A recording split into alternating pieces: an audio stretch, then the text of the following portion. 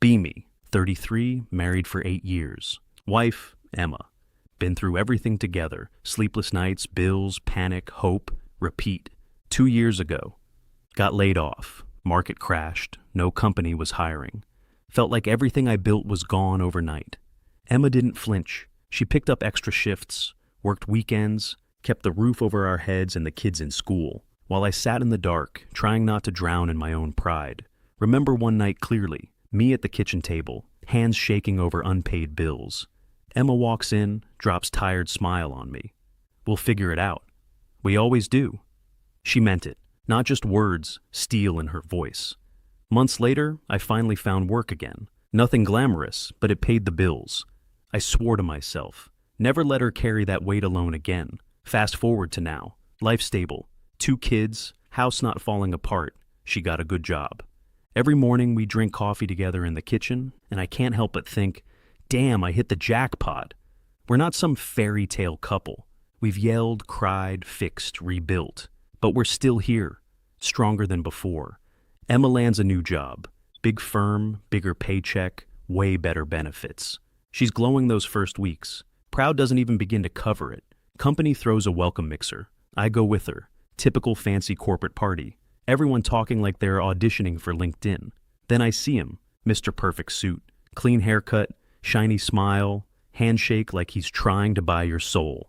I'm Daniel, Emma's new boss. At first, everything's polite. Compliments her work ethic, tells me you're a lucky man. Smile doesn't reach his eyes though. Too smooth, too practiced. Throughout the night he keeps hovering, subtle touches on her arm, leaning too close when he talks, laughing a little too loud at her jokes. She brushes it off. He's just friendly. Sure, next weeks I start noticing changes. Late text from work. He gives her rides home because it's on the way. Free coffee waiting at her desk. Flowers from the team that smell suspiciously like personal effort. Emma keeps things professional, but I see the unease in her shoulders, the way her smile tightens when his name comes up. Me, trying to stay calm, trust her, but gut feelings whispering, this guy doesn't just want to be her boss. A few weeks later, things start feeling off.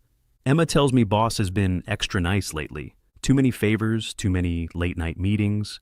Friday night, alone at home, kids asleep, Emma working late. Doorbell rings. Open door, there's a woman. Short dress, heels, red lipstick. Smile like she already knows the ending. Hi, I'm a friend of Daniel's. Brain connects dots way too fast. She steps in like it's already agreed upon. Smells like expensive perfume and trouble. Starts making small talk. Leans in too close. Hand slides on my arm. Yeah, no. Me? Let me guess. Daniel sent you. She smirks, doesn't even deny it. He said, the family of an honored employee deserves a special reward.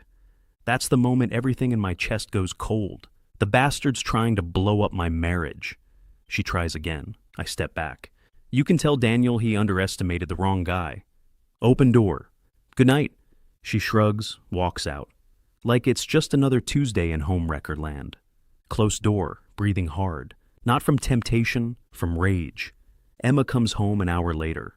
I tell her everything. No secrets between us. She freezes. He did what? We sit in the kitchen, hands locked on the table. One look at each other. Same thought, we're not letting this bastard win. Morning after trap night. Barely slept. Emma's pacing kitchen in her robe, coffee untouched. Face calm, but eyes pure fire.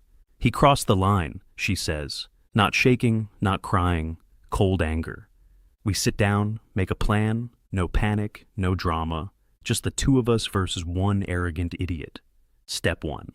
Emma keeps everything strictly professional. No late meetings, no rides, no small talk. Boss texts her. She leaves it on, read. Shows me every message. Transparency level, 100%. Step 2. Paper trail. She starts documenting every weird interaction. Dates, time, what was said. If he escalates, there'll be proof. Step 3. Us. No more silent doubts. Every night we talk, even the ugly stuff.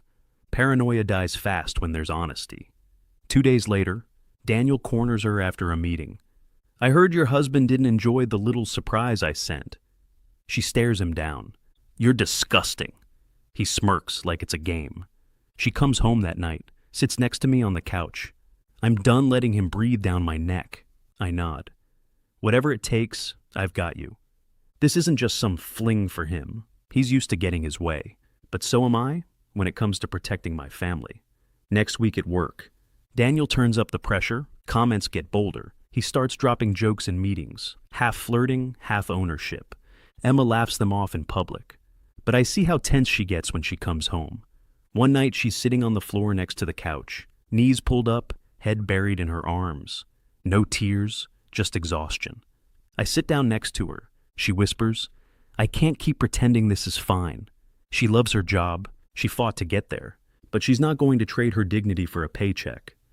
"Then walk away," I say quietly. "We'll figure everything else out." She lifts her head, searching my face for even a hint of doubt. Finds none. Because there isn't any. The next morning, she walks into Daniel's office, drops a signed resignation letter on his desk. He looks shocked for the first time. "You're really throwing this away?" he says. She answers, "No, I'm walking away from you." He tries to play the power card. "You'll regret this. Opportunities like this don't come twice." She smiles, calm, dangerous. Neither does self-respect. When she comes home, she's shaking a little, but she's free. I open the door before she knocks, pull her into a hug. She mutters into my chest. "We'll be fine, right?" "We've been through worse," I say. "We'll crush this too."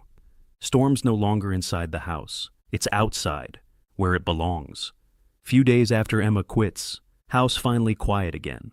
We start breathing normally, kids laughing, coffee in the mornings, long talks at night.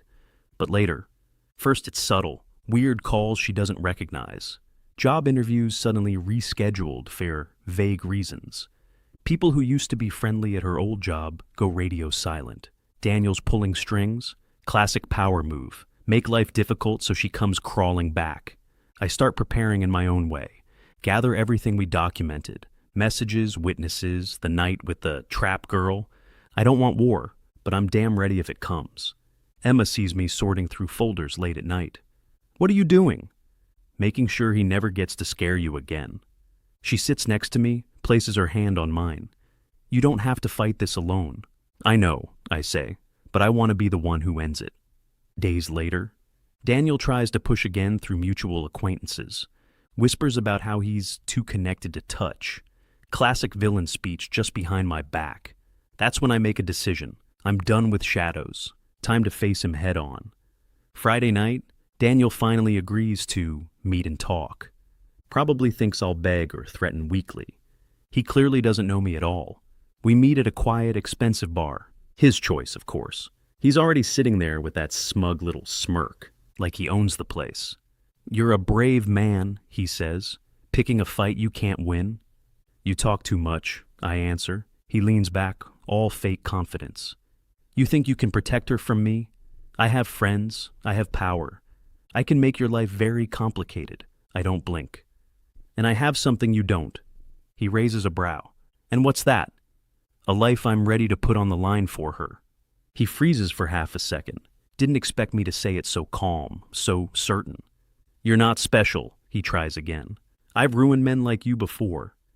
"Then ruin me. But to touch her, you'll have to go through me. And I promise, Daniel, I don't break easy. If necessary, I'll dig a grave for anyone who needs it. I'll even go to jail, but I'll know you'll be in the next world." Silence. No bar noise, no background chatter. Just him realizing. This isn't a chess game anymore. This is war. And I'm not bluffing. He laughs nervously. "You're insane." "No, just in love with the wrong woman for you, for the first time." The mask cracks. The powerful boss suddenly looks small. He finishes his drink, stands up. "You'll regret this." "Maybe. But at least I'll regret it as her husband."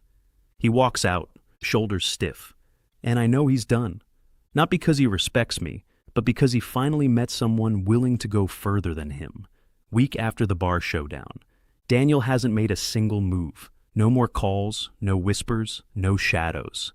Storm's over. Emma gets a new job at a smaller firm. Less money, less stress, but way more peace. Kids run around the kitchen every morning, but it feels like home again. One night we're sitting on the porch, just us. Warm air, quiet street. She leans against my shoulder. When did life get so intense? She whispers.